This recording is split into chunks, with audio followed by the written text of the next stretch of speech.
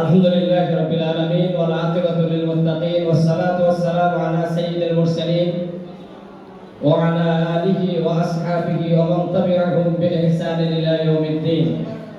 قال الله تبارك وتعالى في القرآن الكريم: والذي بعث في الأميين رسولا منهم يتلو عليهم آياته ويعلمهم الكتاب والحكمة ويزكيهم إنك أنت العزيز الحكيم. قال رسول الله صلى الله عليه وسلم: فانظروا عمن تأخذوا دينكم إلى آخر الحديث أو كما قال عليه الصلاة والسلام.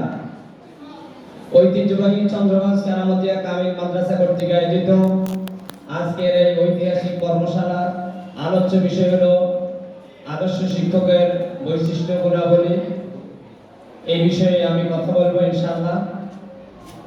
আমি এই প্রোগ্রামে উপস্থিত রয়েছে আমাদের সকলের শ্রদ্ধাভাজন আমাদের অভিভাবকতুল্য অত্র মাদ্রাসার সম্মানিত ভারপ্রাপ্ত অধ্যক্ষ মহোদয় জনাব মাওলানা মোশাররফ হোসেন সাহেব, উপস্থিত রয়েছেন আমার এখানে 50% আমার ওস্তাদ। সকলের সময় স্বল্পতার কারণে নাম নিলাম না। সকলের প্রতি সমানভাবে শ্রদ্ধা প্রদর্শন করে আমি আমার বক্তব্য শুরু করছি। আমি কোরআন কারীম থেকে একটি আয়াত কারিমা তেলাওয়াত করেছি। এই আয়াতটি আল্লাহ পাক কোরআন কারীমে 4 বার উল্লেখ করেছেন। রাসূল করিম সাল্লাল্লাহু আলাইহি ওয়াসাল্লামের পবিত্র জবান থেকে নিশ্চিত একটি হাদিস শরীফটা অনেক লম্বা, কিন্তু সামান্য একটা বাক্য আমি তেলাওয়াত করেছি। আল্লাহ রাব্বুল আলামিন বলেন: ওয়াল্লাযী বা'আসা ফিল উম্মিয়িনা রাসূলাম মিনকুম ইয়াতলু আলাইকুম আয়াতিনা ওয়া ইউযাক্কিকুম ওয়া ইউআল্লিমুকুমুল কিতাবা ওয়াল হিকমা। তিনি তো সেই মহান সত্তা আল্লাহ রাব্বুল আলামিন, যিনি তার রাসূলকে উম্মি জাতির কাছে প্রেরণ করেছেন। তাদেরকে কিতাব শিক্ষা দিবেন, তাদেরকে পবিত্র করবেন কিতাব শিক্ষার মাধ্যমে, তাদেরকে হিকমা শিক্ষা দিবেন, তাদেরকে প্রজ্ঞা শিক্ষা দিবেন। এজন্যই আল্লাহ পাক তার রাসূলকে প্রেরণ করেছেন। আমি আমার আলোচ্য বিষয়ের আলোকে কথা শুরু করছি। আল্লাহ রাসূল সাল্লাল্লাহু আলাইহি ওয়াসাল্লাম সাহাবায়ে কেরামদেরকে বলেছেন: ফামজুরু আম্মান তাখুযু দীনাকুম, তোমরা যার কাছ থেকে ইলম শিখবা, জ্ঞান শিখবা, আগে তাকে যাচাই বাছাই করিও। আমার আলোচ্য বিষয় যেহেতু আদর্শ শিক্ষকের গুণাবলী বা বৈশিষ্ট্য, এই বিষয়ে আমি একটু বিশ্লেষণ দেই। আদর্শ শব্দটা এটা বাংলা শব্দ। এর অর্থ হচ্ছে অনুকরণযোগ্য, এর আরেকটি অর্থ হচ্ছে নমুনা, আরেকটি অর্থ হচ্ছে দৃষ্টান্ত, আরেকটি অর্থ হচ্ছে আয়না, আরেকটি অর্থ হচ্ছে দর্পণ। এই বিষয়ে আল্লাহ রাসূল সাল্লাল্লাহু আলাইহি ওয়াসাল্লাম বলেছেন: আল্লামানি রব্বি ফাআহসানা তা'লিমা, যা আমার রব আমাকে উত্তমভাবে শিক্ষা দিয়েছেন। পরবর্তী শব্দ হলো শিক্ষক। শিক্ষক যিনি শিক্ষা দেন তিনি শিক্ষক। শিক্ষক বাংলা শব্দ, এটা 3টি বর্ণ। তালব্যস্য রস্বীকার দিতে হয় শিষ্টাচার, তারপরে কিয়তে ক্ষমাশীল, পদে কর্তব্য। তাহলে শিষ্টাচার, ক্ষমাশীল, কর্তব্য। এরপরে ইংলিশে এটাকে, যারা ইংরেজি ভাষাবিদ তারা এটাকে এভাবে বিশ্লেষণ করেছেন: টিতে ট্রুথফুলনেস, ইতে এডুকেশন, এতে এবিলিটি, সিতে ক্যারেক্টার, এইতে হেলথ, ইতে ইগারনেস, আরতে রেসপন্সিবিলিটি। তাহলে এই শব্দগুলোর ভিতরেই একজন আদর্শ শিক্ষকের বৈশিষ্ট্য অটোমেটিক্যালি ফুটে উঠেছে। এরপরে আমি এই কথাটাই বলবো যে আদর্শ শিক্ষক এমন একজন মানুষ, আদর্শ বীজ ছাড়া যেমন আদর্শ ফসল কামনা করা যায় না, আদর্শ মা ছাড়া যেমন আদর্শ সন্তান কামনা করা যায় না, তেমনি ভাবে আদর্শ শিক্ষক ছাড়া আদর্শ ছাত্র কামনা করা যায় না। এজন্যই অনেক মনীষীরা বলেছেন, আমাকে একজন আদর্শ মা দাও, আমি তোমাকে একটি আদর্শ জাতি উপহার দেব। তেমনি ভাবে একজন আদর্শ শিক্ষকই পারে আদর্শ ছাত্র তৈরি করতে। মনীষীরা বলেছেন, চরিত্রহীন শিক্ষকটা হলো বন্দা পিতামাতার মতো। বন্দা পিতামাতার যেমন সন্তান হয় না, নিঃসন্তান হয়, এই দুশ্চরিত্র যারা, যাদের চারিত্রিক কোয়ালিটি নেই, তাদের সন্তানগুলো সমাজের জন্য বন্দা, তারা কিছু দিতে পারে না। তো আমি এই বিষয়ে কয়েকটি বৈশিষ্ট্য উল্লেখ করব। সময় কতক্ষণ? ঠিক স্বল্প সময়ের ভিতরে আমি শেষ করার জন্য চেষ্টা করবো ইনশাআল্লাহ। তাহলে আদর্শ শিক্ষকের 1 নাম্বার বৈশিষ্ট্য হলো ইখলাস। ইখলাস যদি না থাকে, আপনার কোনো আমলই আল্লাহর দরবারে কবুল হবে না। قال رسول الله صلى الله عليه وسلم لا يقبل من الاعمال الا بشرطين। আল্লাহ রাসূল বলেছেন, বান্দার কোনো নেক কাজ কবুল হবে না যতক্ষণ পর্যন্ত না বান্দার ভিতরে ইখলাস না থাকবে। আর ইখলাসের জন্য দুটি শর্ত, একটা হলো আল্লাহর আনুগত্য, আর একটা হলো বিশ্বনবীকে অনুকরণ। আল্লাহ রাব্বুল আলামিন সূরাতুল মুহাম্মাদের 33 নম্বর আয়াতে বলেছেন, ইয়া আইয়ুহাল্লাযীনা আমানু আতিউল্লাহা ওয়া আতিউর রাসূলা ওয়া লা তুবতিলু আমালাকুম। হে ইমানদাররা, আল্লাহকে মানো, বিশ্বনবীকে অনুকরণ করে। ওয়া লা তুবতিলু আমালাকুম, তোমরা তোমাদের আমলগুলোকে ধ্বংস করিও না। এর অর্থ কি? এর অর্থ হলো যে তোমরা যদি কোনো কাজ আল্লাহর আইনে, নবীর তরিকায় না করো, তাহলে তোমার কাজটা যতই সুন্দর হোক, এটা আল্লাহর দরবারে কবুল হবে না। এজন্য একজন আদর্শবান শিক্ষকের প্রধান নৈতিক দায়িত্ব বা বৈশিষ্ট্য হলো ইখলাস, তাকে তৈরি করতে হবে। ইখলাস যদি না থাকে, আপনার কোনো আমল আল্লাহর দরবারে কবুল হবে না। 2 নম্বরে, আপনাকে ক্লাসে যখন আপনি পাঠদান করাবেন, আপনি যখন আপনার ছাত্রদেরকে নিয়ে ক্লাসে যাবেন, ছাত্রদেরকে প্রথমে আত্মবিশ্বাস আপনাকে জাগিয়ে তুলতে হবে। নিজেও আত্মবিশ্বাসী হতে হবে, ছাত্রদেরকেও আত্মবিশ্বাস জাগিয়ে তুলতে হবে। কারণ ছাত্র কেন আসছে, সে লেখাপড়া করলে কি হবে, তার ভবিষ্যৎ কি, এই বিষয়ে তাকে আপনি উৎসাহ দিতে হবে। যেমন কোরআনে কারিমে সূরা বনী ইসরাঈল এসেছে, আল্লাহ রাব্বুল আলামিন বলেছেন, আল্লাহর কোনো বান্দা যদি কোনো কাজে সফলতা পেতে চায়, তাহলে তাকে 3টি কাজ করতে হবে। একটা হলো, সে যে কাজটা করবে ওই কাজটার প্রতি তার অগাধ বিশ্বাস থাকতে হবে। 2 নম্বরে, ওই কাজটা না করলে সে ভয়াবহ শাস্তির মুখোমুখি হতে হবে। 3 নম্বরে, ওই কাজটা সে প্রতিদান ফলাফল পাবে। আল্লাহ রাব্বুল আলামিন বলেন, ওয়া ইয়ারজুনা রাহমাতাহু ওয়া ইয়াখাফুনা আযাবা। যেমন আমরা উদাহরণস্বরূপ নিতে পারি, নামাজের প্রতি আপনার অগাধ বিশ্বাস থাকতে হবে। কেন? নামাজ আল্লাহ পাক ফরজ করেছেন। এই নামাজ যদি আপনি না পড়েন, আপনি জাহান্নামের আগুনে জ্বলতে হবে। এই নামাজ আবার আপনি আদায় করেছেন, আল্লাহ পাক হাসরের ময়দানে সর্বপ্রথম নামাজের হিসাব নিয়ে আল্লাহ পাক ঈমান আমল অন্যটা থাকলে আল্লাহ পাক আপনাকে বিনা হিসাবে জান্নাত দিতে পারে। তো আপনি যখন একজন আদর্শ শিক্ষক হবেন, আপনার ছাত্রদেরকে আপনি আত্মবিশ্বাসী করে তুলতে হবে। আজকে আমরা আমাদের ছাত্রদেরকে মাদ্রাসা শিক্ষার প্রতি তাদেরকে আত্মবিশ্বাসী করতে পারি না। ছাত্ররা, আমি প্রায় সময় ক্লাসে গেলে আমি কথাটা বলি যে ছাত্ররা মনে করে যে বাবা মা দিয়েছে, আমরা জানাজা পড়াবো, বাবা মারা গেলে কতক্ষণ লাশের পাশে বসে কোরআন শরীফ পড়বো, এই তো আমাদের দায়িত্ব, এই জন্য আমাদেরকে দিয়েছে। না, আপনি বা আমরা যখন ক্লাসে যাব, ছাত্রদেরকে আত্মবিশ্বাসী করে তুলবো। আল্লাহ রাব্বুল আলামিন বিশ্বনবীকে নবুয়ত দেওয়ার পরে আল্লাহ তার রাসূলকে বলছেন, আপনি যে রাসূল, আগে আপনার প্রতি আপনি ঈমান আনেন। আল্লাহ পাক সেই কথাটা কোরআন শরীফে কোট করেছেন, আমানার রাসূলু বিমা উরসিলা ইলাইহি মির রাব্বিহি ওয়াল মুমিনুন। রাসূল ঈমান এনেছে ওই বিষয়ের উপর যা আমি তার উপর নাযিল করেছি। তাহলে আয়াত থেকে বোঝা যায়, স্পষ্টভাবে বোঝা যায় যে আমি আমার কর্মের প্রতি আত্মবিশ্বাসী হতে হবে। আমার শিক্ষকতা যে মহান দায়িত্ব, এই দায়িত্বের প্রতি, এই পেশার প্রতি আমি অগাধ ভক্তি শ্রদ্ধা থাকতে হবে এবং ছাত্রদেরকেও আত্মবিশ্বাসী করে আমাকে তুলতে হবে। 2 নম্বর হচ্ছে ক্লাসে দক্ষতার সাথে ক্লাস নিয়ন্ত্রণ করা। আমরা যদি দক্ষতার সাথে ক্লাস নিয়ন্ত্রণ করতে না পারি, তাহলে আমরা ভালোভাবে পাঠদান করতে পারবো না। এই জন্য কয়েকটা পদ্ধতি অবলম্বন করা যেতে পারে। যেমন প্রশ্ন করে, একটা ক্লাসে 3টা ক্যাটাগরির ছাত্ররা থাকে। কেউ একবার শুনলে মুখস্থ হয়ে যায়, কেউ 2বার শুনলে মুখস্থ হয়ে যায়, কেউ অনেকবার শুনলে মুখস্থ হয়ে যায়। তো এই 3টা ক্যাটাগরির ছাত্রদেরকে মনোযোগ আকর্ষণ করতে হলে আমাকে আপনাকে দক্ষতার পরিচয় দিতে হবে। এই দক্ষতার পরিচয়ের জন্য অনেকগুলো অবলম্বন আপনি করতে পারেন। একটা হলো প্রশ্ন করা। এই প্রশ্ন করাটা আল্লাহ পাক বিশ্বনবীকে প্রশ্ন করেছেন, বিশ্বনবী আবার সাহাবায়ে কেরামদেরকে প্রশ্ন করেছেন। যেমন আল্লাহ পাক বিশ্বনবীকে বলছেন, মা কুনতা তাদরি মাল কিতাবু ওয়ালাল ঈমান, আপনি জানেন কি ঈমান কি? এরপরে সূরা কদরের ভিতরে আল্লাহ পাক বলছেন, ওয়া মা আদরাকা মা লাইলাতুল কদর, হে নবী আপনি জানেন কি লাইলাতুল কদর কি? এইভাবে প্রশ্ন দিয়ে আমরা ছাত্রদেরকে কন্ট্রোল করতে পারি দক্ষতার সাথে। ছাত্ররা আপনাকে প্রশ্ন করবে, আপনিও ছাত্রদেরকে প্রশ্ন করবেন।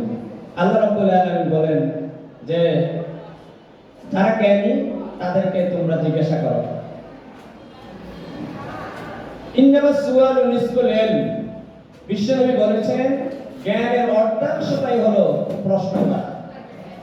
ছাত্র শিক্ষককে প্রশ্ন করবে, শিক্ষক ছাত্রকে প্রশ্ন করবে। এই ব্যাপারে কোরআন শরীফে আল্লাহ পাক অর্ডার দিয়েছেন, ফাসআলু আহলা যিকির, যারা জানে তাদেরকে জিজ্ঞাসা করো।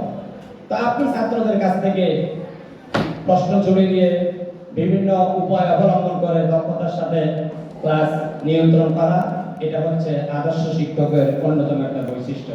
3 নম্বর বৈশিষ্ট্য হলো সকল ছাত্রছাত্রীকে সমানভাবে গুরুত্ব দেওয়া, যেটা অনেকগুলো পয়েন্ট আমার প্রিয় ভাই দক্ষ আলেমে দ্বীন মাওলানা মারুফ হোসেন সাহেব উপস্থাপন করেছেন। এটা আমরা কারো প্রতি অন্যায় করব না। আমি মোহাম্মদিয়া কমপ্লেক্সে যখন সুপারের দায়িত্বে ছিলাম তখন আমার বাসায় অনেক ছাত্রছাত্রী পড়তো। তা আমার কানে যখন একবার আসছে, আয়েশা নামক একটা ছাত্রী ছিল, তাকে নাম্বার আমি বেশি দিয়েছি, সে আমার কাছে প্রাইভেট পড়ে। এই কথাটা যখন আসছে তখন থেকে আমি প্রাইভেট পড়াটা বন্ধ করে দিয়েছি। আমি আর কোনোদিন কোনো ছাত্ররে, যেহেতু আমি প্রতিষ্ঠানের প্রধান, আমার ব্যাপারে যদি আপত্তি আসে তাহলে অন্যরা কার কাছে বিচার দিবে। ওই দিন থেকে আমি আমার ক্লাসে কোনো ছাত্রছাত্রীকে আমি প্রাইভেট পড়াই না। হ্যাঁ, কেউ যদি আসে বুঝতে আমি তাকে বুঝাই দিই। তাহলে সমান চোখে দেখলে আপনার ইনসাফ, আল্লাহ রাসূল সকল সাহাবায়ে কেরামদেরকে সমানভাবে দেখতেন। তো একজন আদর্শ শিক্ষকের বৈশিষ্ট্য হলো সকল ছাত্রছাত্রীদের প্রতি সমান গুরুত্ব দেওয়া। এরপরে আপনার 5 নাম্বার হলো 4 নাম্বার হলো পাঠদানের প্রস্তুতি গ্রহণ। আমরা অনেক সময় গতানুগতিক ক্লাসে চলে যাই, এটা আমি মনে করি আমার সম্মানিত ওস্তাদরা জানা, হয়তো এটা আমারই দুর্বলতা। অনেক সময় আমরা কিতাব না দেখি ক্লাসে চলে যাই। এতে কি হয়? পাঠের যে হক সেটা আদায় হয় না। আল্লাহ রাব্বুল আলামিন বলেছেন, আফালা ইয়াতাদাব্বারুনাল কুরআন আম আলা কুলুবিন আকফালুহা, কি হলো তোমরা কেন গবেষণা করো না, রিসার্চ করো না? আরেক আয়াতে আল্লাহ পাক বললেন, আফালা ইয়াতাদাব্বারুনাল কুরআন ওয়ালাউ কানা মিন ইনদি গায়রিল্লাহি লাওয়াজাদু ফীহি ইখতিলাফান কাসীরা, কি হলো তোমরা কেন কোরআন শরীফ গবেষণা করো না, রিসার্চ করো না? তোমাদের অন্তরে কি কেউ তালা লাগিয়ে দিয়েছে? পরের আয়াতে আরেকটা আল্লাহ পাক বলেন, না এই কিতাব অন্য কারো কাছ থেকে এসেছে বলেই তোমরা গবেষণা করো না। এই কিতাব যদি আল্লাহ ছাড়া অন্য কারো কাছ থেকে নাজিল হতো, অনেক ভুল ত্রুটি পরিলক্ষিত হতো। তো এই আয়াত থেকে আল্লাহ পাক আমাদেরকে গবেষণার জন্য উৎসাহ দিয়েছেন, ওয়ার্ডার দিয়েছেন। সুতরাং আমরা যেই বিষয় পড়াবো আমাদেরকে অবশ্যই ওই বিষয়ে, ওই টপিকসের উপর পাঠদান প্রস্তুতির জন্য কোরআন হাদিসে যথেষ্ট তাকিদ এসেছে।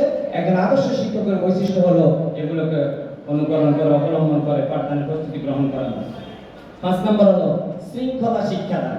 শৃঙ্খলা যদি না থাকে আপনি ভালোভাবে পাঠদান করতে পারবেন না। শৃঙ্খলা যদি না থাকে একটা ভয়াবহ বিপর্যয় হতে পারে। আপনি ক্লাস করতেছেন, ইন দ্য মিন টাইম একটা ছেলে একটা মেয়ের সাথে যদি কথা বলে, সেখানে যদি শৃঙ্খলা লঙ্ঘিত হয়, আপনি হয়তো বাচ্চারে পড়া জিজ্ঞাসা করছেন, সে পারে নাই, আপনারও মেজাজ খারাপ হয়ে গেছে, আপনি একটা অনেক ক্ষেত্রে এরকম হয়ে যায়, টাং অফ স্লিপ হয়ে যায়। এটা আবার রাজনৈতিকভাবে এটাকে আবার কালারিং করে অনেক বিপর্যয় ঘটে। এজন্য আমাকে আপনাকে আদর্শ শিক্ষকের অন্যতম একটা বৈশিষ্ট্য হলো শৃঙ্খলা কন্ট্রোল করা, নিয়ন্ত্রণ করা। এটা যদি না করেন আপনার আমার ক্লাসটা পারফেক্ট হবে না। আমরা লুজুম ওয়া ইত্তিবাউল নিজাম নামক একটা গল্প ক্লাস 6 এ আছে আরবিতে।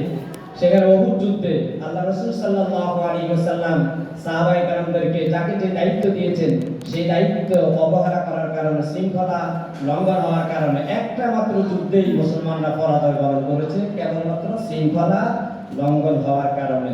সেখান থেকে আমরা শিখব, যেহেতু একজন আদর্শ শিক্ষকের প্রধান বৈশিষ্ট্য হলো আল্লাহকে মানা, রাসূলকে অনুকরণ করা।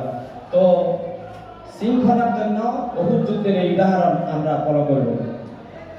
এরপরে 7 নম্বর হলো 6 নম্বর হলো অভিভাবক ও পরিবার সমাজের সাথে সুসম্পর্ক রাখা। এটার বড়ই অভাব। আমরা অনেকেই ক্লাসে 80-90 জন ছাত্র পড়াই, কিন্তু অনেকের নাম আমরা জানি না, তার বাড়ি কোন জায়গায় সেটাও আমরা জানি না, তারপরে তার পারিবারিক অবস্থা কি সেটাও আমরা জানি না। এজন্য একজন আদর্শ শিক্ষকের অন্যতম বৈশিষ্ট্য হলো ছাত্র সম্পর্কে জানা, ছাত্রের গ্রাম এবং পারিপার্শ্বিক অবস্থা সম্পর্কে জানা, জেনে ট্রিটমেন্ট দেওয়া। একটা ছাত্র সে লেখাপড়া পারে না, অমনোযোগী। আপনি যদি তাকে মনোযোগী করতে চান, আপনি ওর পরিবার সম্পর্কে আগে জানতে হবে। একটা ছাত্রকে আপনি আঘাত করছেন বা একটা ছাত্র আপনাকে গালিগালাজ করছে, আপনি যদি তার প্রতি রিঅ্যাকশন না দেখিয়ে পরের দিন সকালে তার বাড়িতে চলে যান, দেখবেন আমূল পরিবর্তন হয়ে যাবে।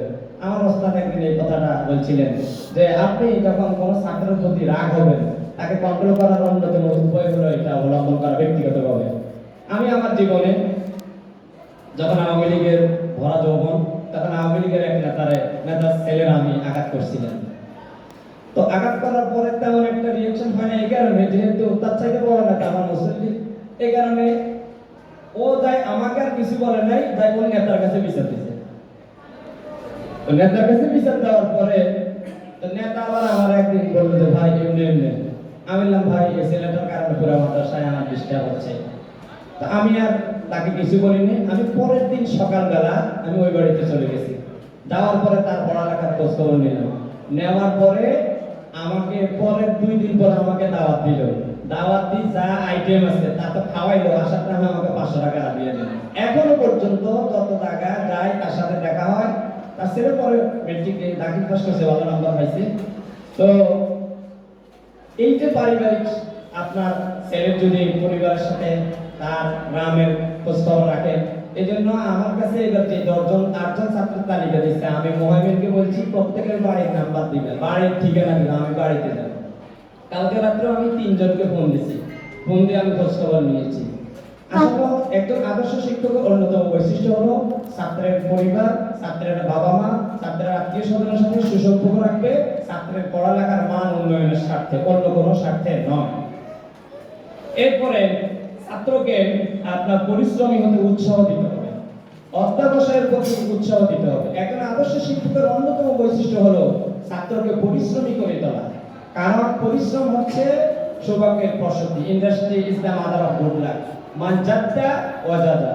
এবং আল্লাহ রাব্বুল আলামিন বলেছেন ওয়া লাইসা লিল ইনসানি ইল্লা মা সাআ, বান্দা যার জন্য চেষ্টা করবে তাই পাবে। আল্লাহ পাক আরেকটা আয়াতে বলে ইন্নাল্লাহা লা ইউগাইয়িরু মা বিকওমিন হাত্তা ইউগাইয়িরু মা বিআনফুসিহিম। আল্লাহ পাক কখনো কোন জাতির ভাগ্য পরিবর্তন করেন না যতক্ষণ পর্যন্ত না সেই জাতি নিজেই তার ভাগ্য পরিবর্তন না করে। এজন্য ছাত্রদেরকে আদর্শ শিক্ষকের বৈশিষ্ট্য হলো তার ছাত্রদেরকে অধ্যাবসায় করতে শেখানো, পরিশ্রমী হতে শেখানো। যেমন আল্লাহ রাব্বুল আলামিন বলেছেন ওয়াল্লাযীনা জাহাদু ফীনা লানাহদিয়ান্নাহুম সুবুলানা ওয়া ইন্নাল্লাহা লামাআল মুহসিনিন। আল্লাহ কোন বান্দা যদি আল্লাহকে পাওয়ার জন্য প্রাণান্তকর প্রচেষ্টা করে, আল্লাহ পাক ওই বান্দাকে এগিয়ে আনার জন্য, বান্দা যদি 1 হাত অগ্রসর হয়, আল্লাহ পাক 2 হাত অগ্রসর হয়ে ওই বান্দাকে রিসিভ করার জন্য। এই ধরনের উদাহরণ দিয়ে এরপরে আমি আলিম ক্লাসে পড়াইলাম নাফসু ইসলামিন সাওয়াদাত ইসলামা, যে ইসলাম নামক একজন লোক ছিল আরবে। তিনি হিরার রাজ্যের বাদশা নোমানের তিনি কর্মচারী ছিল। যখন তার পোস্টিং হয় তখন সে ছোট একটা পোস্টে নিয়োগ পেয়েছে, কিন্তু তার পরিশ্রম, তার মেধা, তার যোগ্যতা, তার কর্মদক্ষতা, সে বাদশার পরবর্তী যে পোস্ট সেই পোস্টে সে নিয়োগ পেয়েছে। অর্থাৎ সর্বশেষ পোস্ট হলো বাদশা, কিন্তু বাদশা তো জীবিত, ওকে তো আর এই পোস্ট দেওয়া যায় না। একেবারে সর্বোচ্চ অবস্থায় পৌঁছেছে। তা আরবে একটা প্রবাদ এভাবে এসেছে যে ইসলাম তার কর্মদক্ষতায়, তার যোগ্যতায়, তার প্রচেষ্টায়, তার অধ্যবসায়ে, তার পরিশ্রমের কারণে ইসলাম এত বড় পোস্ট পেয়েছে। আল্লাহ রাসূল বলেছেন মান বাত্তারা আমালুহু লাম ইসরা নাসাবুহু। আল্লাহর কোন বান্দার বংশ পরিচয় তাকে এগিয়ে দেয় না, পদ পদবি দেয় না, তাকে এগিয়ে দেয় তার আমল, তার কর্ম, তার পরিশ্রম, তার ত্যাগ। এজন্য আমাদের ছাত্রদেরকে আমরা এই উদাহরণগুলো দিয়ে তাদেরকে এগিয়ে নিতে হবে। আমি ওই দিন ক্লাসে তুরস্কের প্রেসিডেন্টের কথা বলেছিলাম, এরপর আহমদি নেজাদের কথা বলেছিলাম যে তারা কিভাবে এত শ্রেষ্ঠ হয়েছে। শুধু বংশ থাকলেই হবে না, আমি বলেছিলাম আমাদের এখানে তো আমরা সাদেক কাইমের কথা বলেছিলাম, এসএম ফরহাদের কথা বলেছিলাম। এসএম ফরহাদের আব্বা তো বড় কিছু না, আমাদের মতো একজন শিক্ষক, কিন্তু সে নিজের অধ্যাবসায়ের কারণে, সে তার প্রচেষ্টার কারণে, সে তার ইজতিহাদের কারণে সে পাচ্ছে অক্সফোর্ড নামে খ্যাত। তার বক্তব্যগুলো সাংবাদিকরা যত কঠিন প্রশ্ন করুক সে সুন্দরভাবে জবাব দিতে পারে। এই জন্য ছাত্রদেরকে পরিশ্রমী হতে উৎসাহ দান করা একজন আদর্শ শিক্ষকের অন্যতম বৈশিষ্ট্য। ৮ নম্বর বৈশিষ্ট্য হলো বিষয়ভিত্তিক পারদর্শিতা অর্জন করা। আমরা চাই সব বিষয়ে পারদর্শী হতে, এজন্য আসলে আমাদের কোনোটাই হয় না। এটা নবীদের ক্ষেত্রে আলাদা, সাহাবায়ে কেরামদের ক্ষেত্রে আলাদা, কিন্তু এই যুগে আমরা একজন ব্যক্তি যদি সব বিষয়ে পারদর্শী হতে চাই আসলে কোনোটাই হবে না। এজন্য আপনি যেই বিষয়ে টিচার, সরকার আপনাকে যেই বিষয় নিয়ে দিয়েছে বা আপনি যে চয়েস দিয়েছেন যে সাবজেক্টের, সেই সাবজেক্ট সম্পর্কে একটু গভীর জ্ঞান অর্জন করতে হবে। যদিও বক্তার এতটুকু জ্ঞান নেই যিনি আজকে বলতেছেন, তারপর আমি চেষ্টা করব একজন আদর্শ শিক্ষকের যে বৈশিষ্ট্য, যে বিষয়ভিত্তিক পারদর্শিতা অর্জন করা, সেই জ্ঞানটা যেন, গুণটা যেন আল্লাহ পাক আমাদেরকে দান করেন। এই বিষয়ে আল্লাহ পাক কোরআনে কারিমে ওয়াদা দিয়েছেন, ওয়ালাকাদ ইয়াসসারনাল কোরআনা লিযিকরি ফাহাল মিন মুদ্দাক্কির। আমি তো কোরআন শরীফ সহজ করে দিয়েছি, তোমরা কেন রিসার্চ করো না, গবেষণা করো না? ফাহাল মিন মুদ্দাক্কির, আছো কি কেউ এই কোরআন নিয়ে গবেষণা করা, কোরআন শরীফ সম্পর্কে পারদর্শী হওয়া? এখানে আল্লাহ পাক স্পষ্ট একটি বিষয়ের কথা উল্লেখ করেছেন যে কোরআন সম্পর্কে পারদর্শী হও। যেহেতু আল্লাহ পাক বিশ্ব নবীকে কোরআন কারীমের শিক্ষক হিসেবে প্রেরণ করেছেন, এজন্য আল্লাহ পাক বিশ্ব নবীকে ওয়াদা দিয়েছেন যে আপনি এবং আপনার সাহাবায়ে কেরাম যেন কোরআন সম্পর্কে পারদর্শী হয়। আর রহমান আল্লামাল কোরআন, রহমান তো তিনি যিনি তার বান্দা মুহাম্মদ সাল্লাল্লাহু আলাইহি ওয়াসাল্লামকে কোরআন কারীম শিক্ষা দিয়েছেন। এজন্য আল্লাহ বিশ্ব নবীকে বলেছেন যে আপনি তাওরাত জাবুর ইনজিলের পণ্ডিত হওয়ার দরকার নাই, আপনি ওয়ালাকাদ ইয়াসসারনাল কোরআনা লিযিকরি, যেহেতু কোরআন শরীফের ভিতরে সব কিছু একত্রিত হয়ে আছে।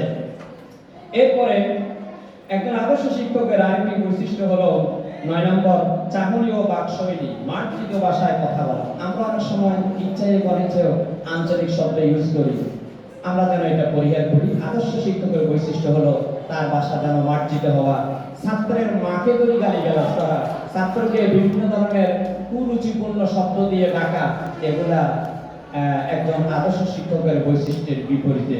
আল্লাহ রাব্বুল আলামিন বিশ্ব নবীকে বলেছেন, ফাবিমা রাহমাতিন মিনাল্লাহি লিনতা লাহুম ওয়ালাউ কুনতা ফাযযান গালিযাল কলব লান ফাদ্দু মিন হাওলিক ফা'ফু আনহুম ওয়াস্তাগফির লাহুম ওয়াশাবিরহুম ফিল আমর। এখানে চুম্বক অংশ হলো লান ফাদ্দু মিন হাওলিক, যদি আপনার ভাষা যদি কর্কশ হতো, ওয়ালাউ কুনতা ফাযযান গালিযাল কলব, আপনার ভাষা যদি রূঢ় হতো, আপনার ভাষা যদি কর্কশ হতো, তাহলে আপনার পাশে এই যে এখন ভিড় জমছে সাহাবায়ে কেরামদের ধনী দরিদ্রের, আপনার পাশে সাহাবায়ে কেরাম আসতো না, মানুষগুলো আপনার কাছ থেকে ছিটকে পড়তো।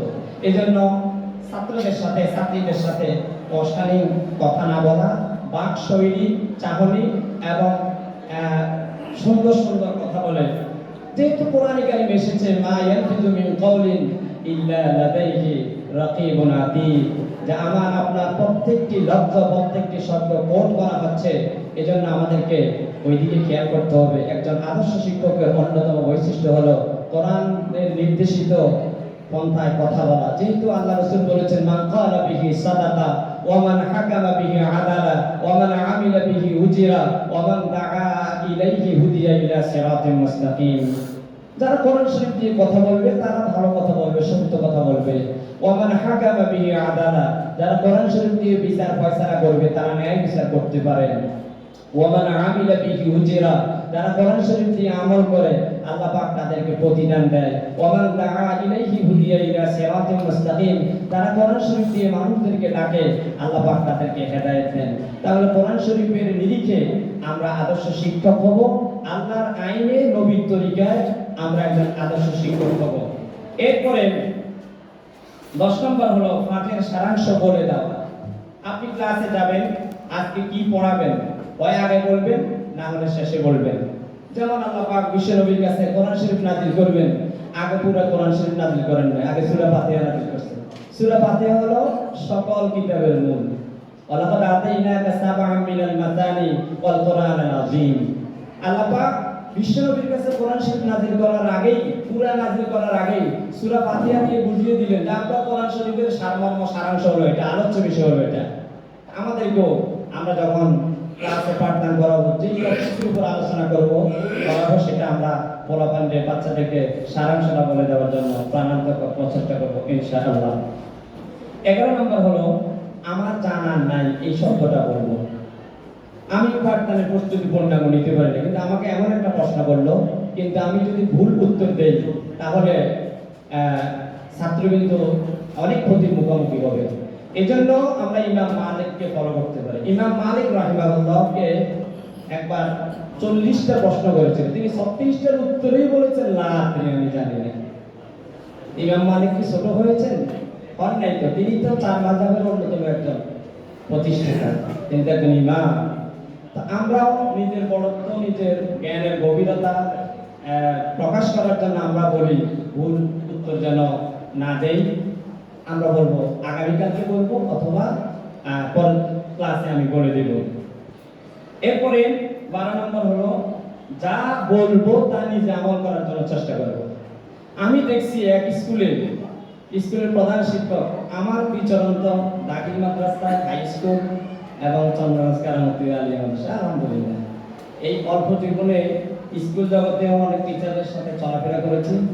এমনও দেখছি প্রধান শিক্ষকের চেয়ারে বসে ধূমপান করে, আর ধূমপান স্বাস্থ্যের জন্য ক্ষতিকর এই রচনা এর আগেই ক্লাসে পড়াই আসছে।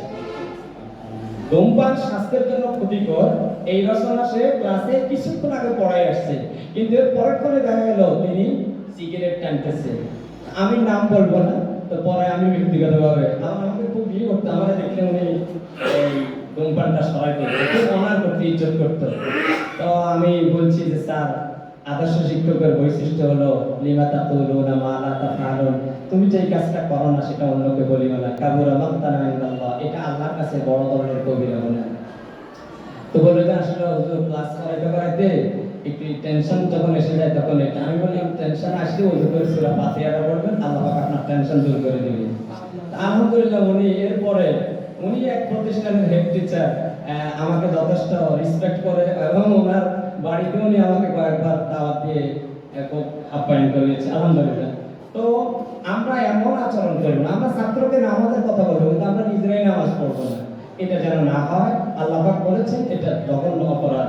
এরপরে 13 নম্বর, আমরা সবসময় সত্য কথা বলতে চেষ্টা করব, মিথ্যার আশ্রয় নেব না। আল্লাহ রাব্বুল আলামিন বলেছেন ওয়াকুনু মা'আস সাদিকিন, তোমরা সত্যবাদীদের সাথী হয়ে যাও। আসিদকু ইউনজি ওয়াল কিযবু ইউহলিক, সত্য মানুষকে মুক্তি দেয়, মিথ্যা ধ্বংস করে।